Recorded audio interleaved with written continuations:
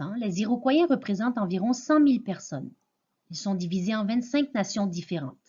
Les Iroquois du Saint-Laurent sont la seule nation qui habite dans la vallée du Saint-Laurent du Québec actuel. Ils sont répartis dans plusieurs villages, dont Stadacone et Hochelaga. On retrouve aussi les Hurons, qui vivent au sud-est du lac Huron, et les Iroquois qui sont installés au sud du lac Ontario. Chaque nation possède sa langue et sa culture.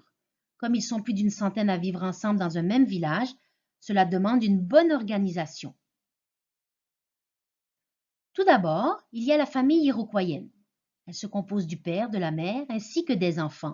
Lors du mariage, l'homme s'installe dans la famille de celle-ci et les enfants en font partie. C'est ce qu'on appelle une société matriarcale. Ensuite, il y a le clan. Il regroupe les familles qui habitent dans une même maison longue. La grand-mère est l'ancêtre commun à toutes ces familles. Le village, pour sa part, regroupe plusieurs maisons longues ou clans différents.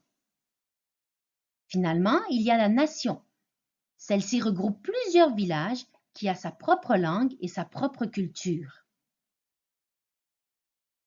Chaque clan a un totem.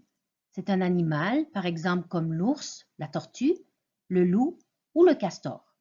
Pour les Iroquois, le totem est le protecteur du clan car il est considéré comme son ancêtre.